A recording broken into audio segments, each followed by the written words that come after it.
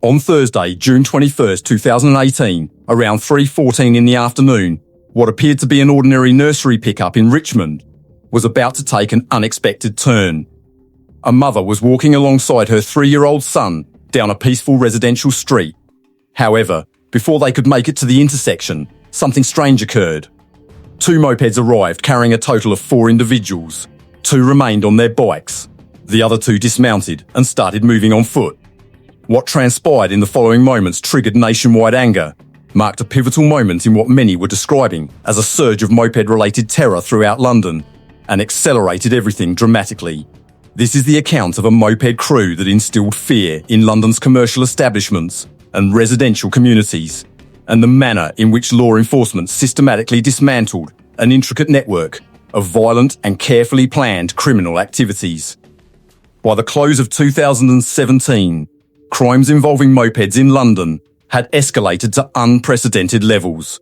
These incidents were occurring rapidly, repeatedly, and with growing brutality.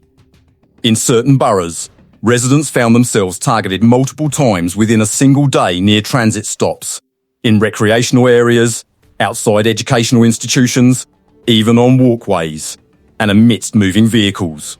Those targeted were frequently caught completely off guard.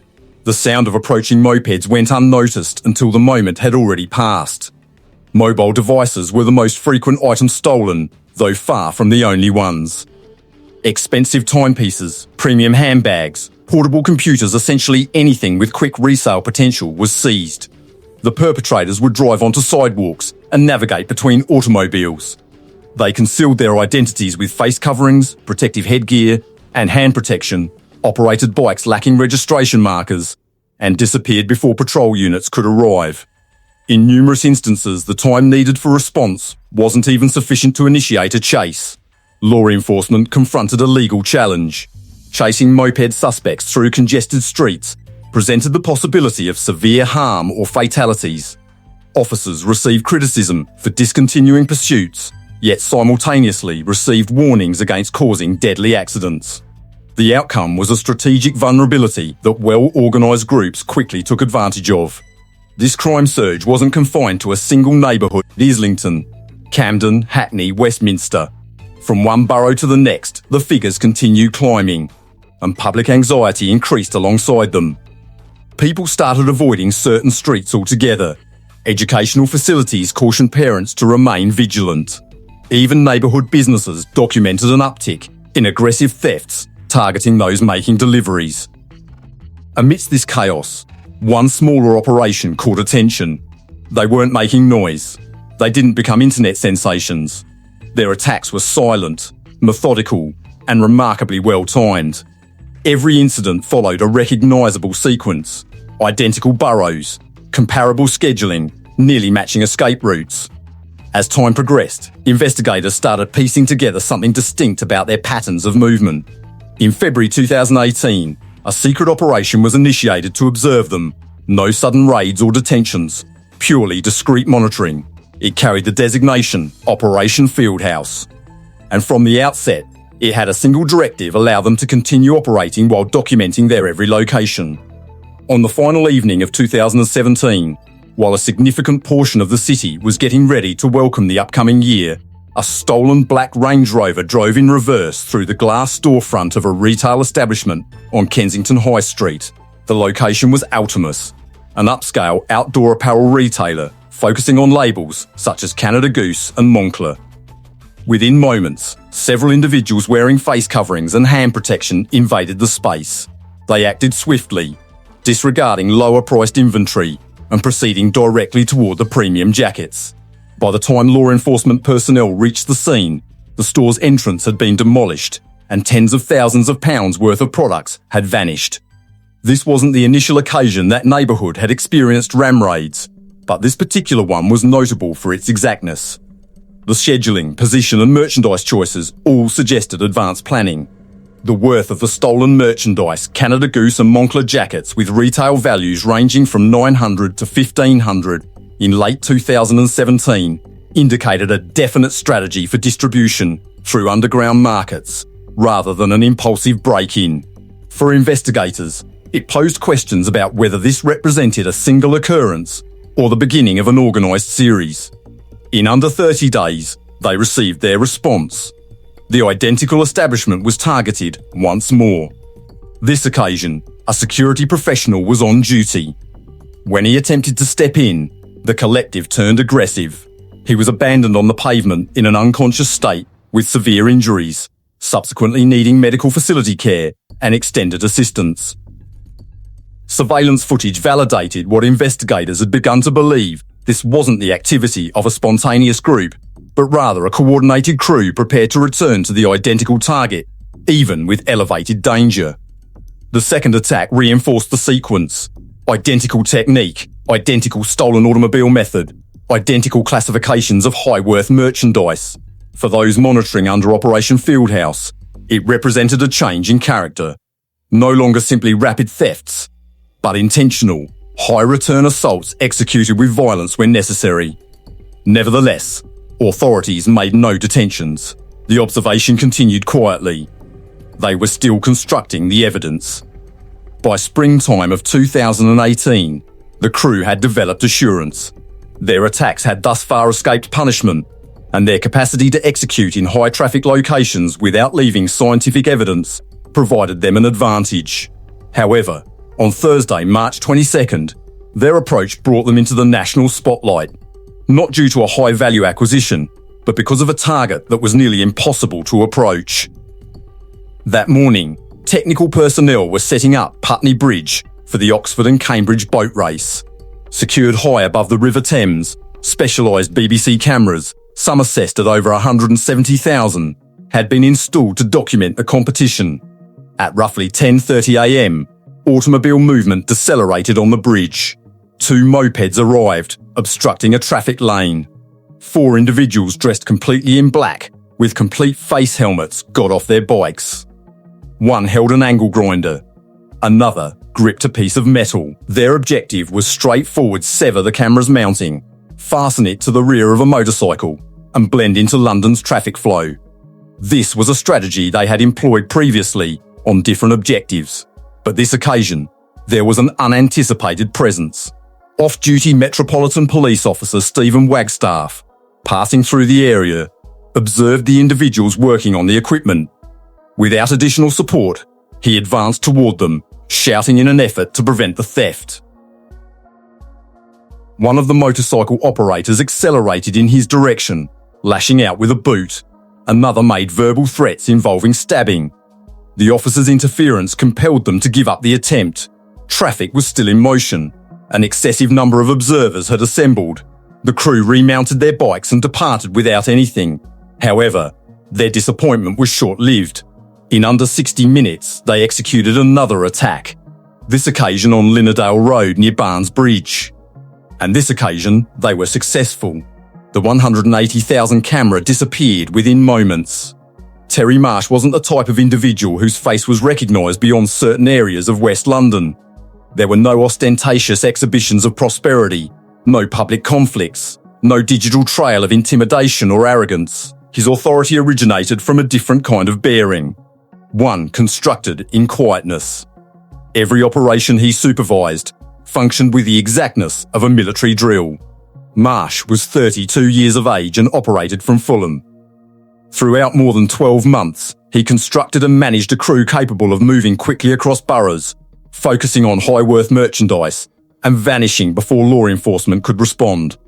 The instruments of his profession weren't merely mopeds and cutting tools, but communication networks designed to leave nothing traceable. At any given moment, Marsh possessed no fewer than 3 separate mobile devices in rotation, each connected to a collection of 20 different SIM cards.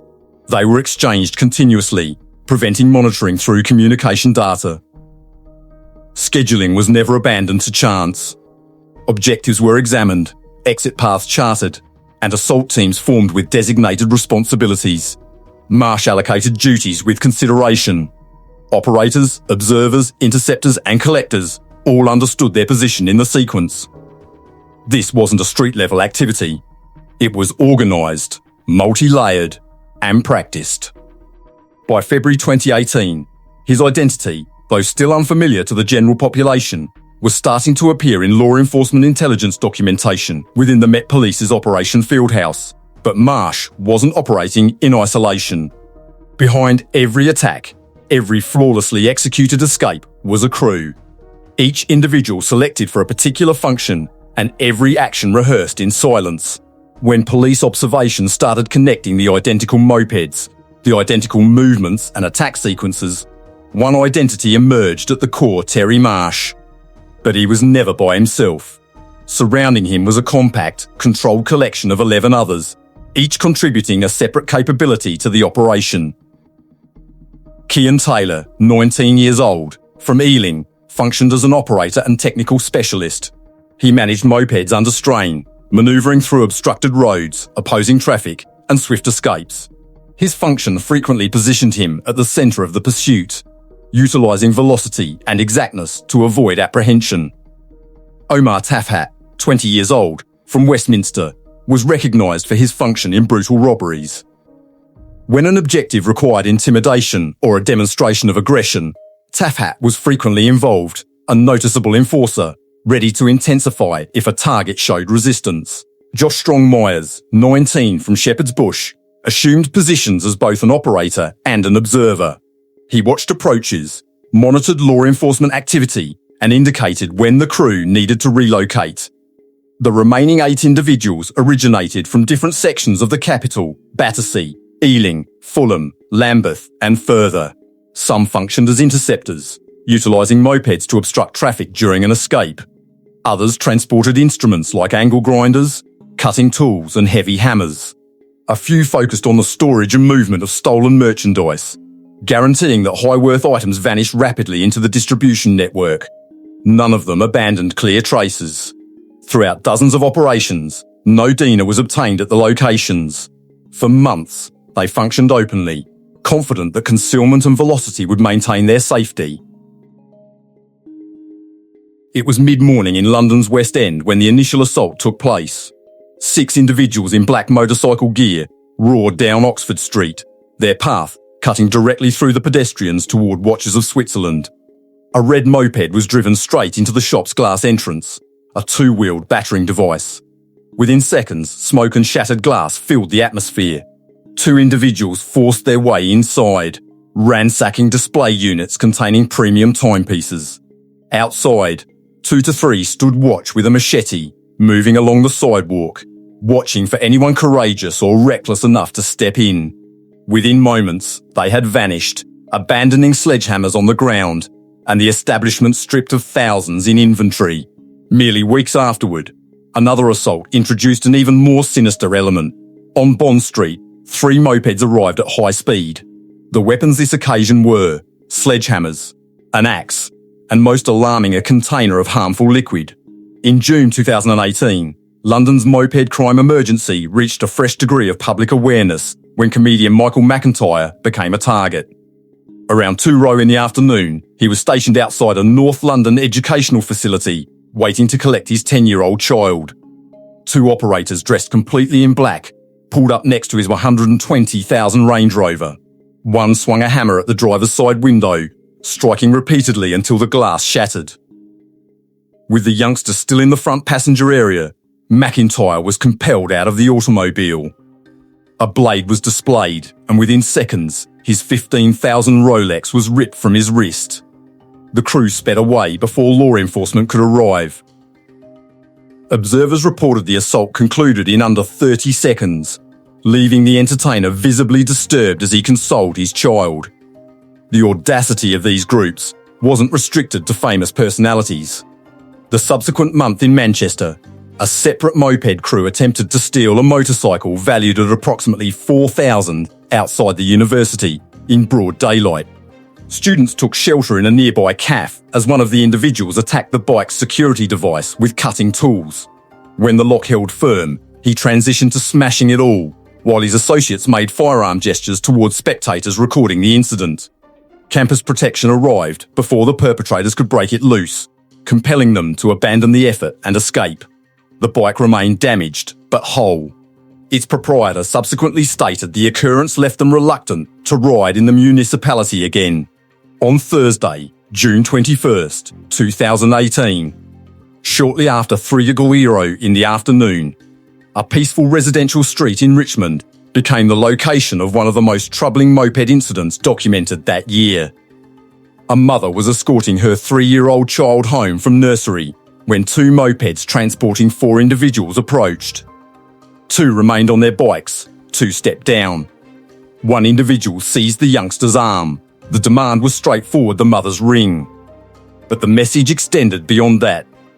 The child's presence served as leverage, a method to guarantee cooperation without opposition. In the confusion, the mother freed herself, pulling her child into the roadway and into the path of approaching vehicles to get away. The individuals departed shortly afterward without anything. The assault could have been merely another entry in London's escalating moped crime data, but this particular one was captured on film. Surveillance footage documented the entire incident. The recording was circulated by national media after being uploaded online, including by Britain's Got Talent judge Amanda Holden, who labelled the perpetrators as lowlifes and encouraged anyone with knowledge to reach out to authorities. Within hours, the footage was circulating widely, generating public fury and inquiries in Parliament about whether sufficient action was being taken to address what some members of Parliament were now describing as moped terrorism. The Richmond incident held significance beyond its disturbing nature. Law enforcement within Operation Fieldhouse, already months into secret observation of a connected West London crew, viewed the footage with attention. The advancement in methods from property-centred robberies to a direct danger involving a child suggested a transformation in strategy. Whether the suspects were identical or from a separate crew, the impact remained the same. On Monday, May 7th, 2018, London experienced one of the most hazardous moped pursuits the Metropolitan Police had ever documented. It commenced in the early afternoon when a stolen moped transporting 3 individuals in helmets and gloves was identified weaving through traffic in Westminster. Officers advanced to stop them, but the operators had alternative intentions. For the subsequent 90 minutes, they raced across the capital, cutting through 10 boroughs in an unyielding attempt to evade capture. They mounted sidewalks, compelled automobiles aside, and at one moment rode in the opposite direction on the A40, barely avoiding oncoming vehicles. They weren't merely escaping, they were recording it. Footage subsequently obtained showed them filming segments of the pursuit on a mobile device, laughing as emergency vehicle sounds intensified behind them. The route was far from arbitrary. Along the way, they decelerated only once at a predetermined position where an accomplice was positioned. From the roadside, a container of fuel was transferred over in seconds, refueling them during the pursuit and permitting the chase to persist.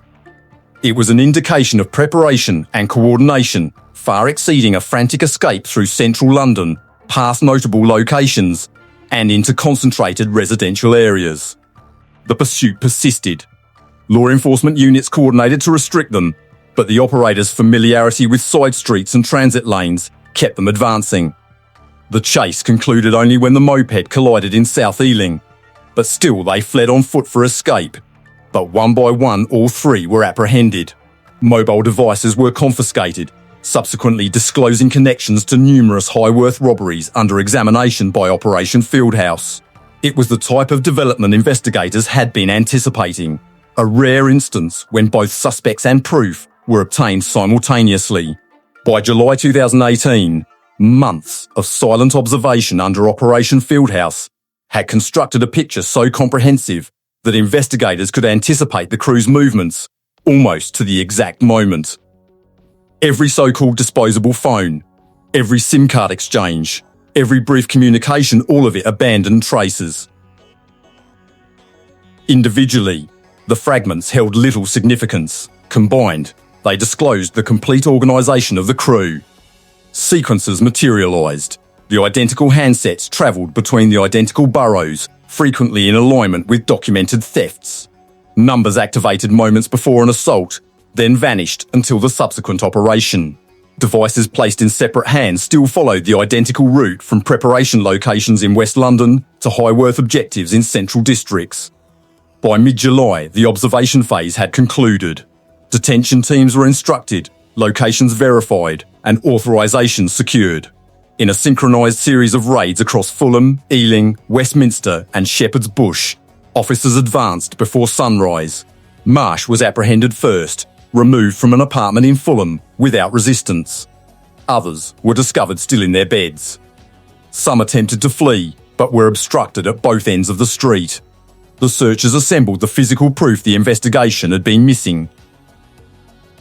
12 stolen mopeds were retrieved, numerous with altered plates or equipped with fraudulent ones. Approximately 6,000 in currency was discovered, along with cutting tools, heavy hammers, angle grinders, and garments observed in surveillance footage from earlier operations. Objects from multiple robberies were connected back to those targeted, reinforcing each accusation. The most conclusive impact came from mobile information, cross-referencing position records with law enforcement incident documentation. Investigators mapped who was positioned where during each violation, connecting not merely the operators, but the organisers, interceptors, and coordinators. It bound the network together in a manner no single observer could accomplish. With the proof secured and the crew in detention, the case was prepared for judicial proceedings. The months of permitting them to function had proven worthwhile. When the case ultimately reached Kingston Crown Court, the magnitude of the operation was exposed. Throughout months of witness statements, surveillance footage segments, mobile data visualizations, and victim accounts, prosecutors guided the jury through a series of thefts, ram raids, and brutal robberies that had extended across London and beyond. Judge Jonathan Davies informed the defendants their criminal activities had generated fear and damage far exceeding the monetary losses, observing that numerous targets were attacked in public locations in front of their children, or while conducting their regular activities. He characterised the Richmond child threat incident and the assault on comedian Michael McIntyre as illustrations of the audacious and destructive character of their criminal behaviour. Terry Marsh, 32, from Fulham, was characterised as the mastermind. He was given the lengthiest period, 13 years and 2 months, for conspiracy to commit robbery, conspiracy to steal, and handling stolen merchandise. Kian Taylor, 19, from Ealing, was given 9 years and 4 months imprisonment as the elite escape operator and technical specialist on mopeds.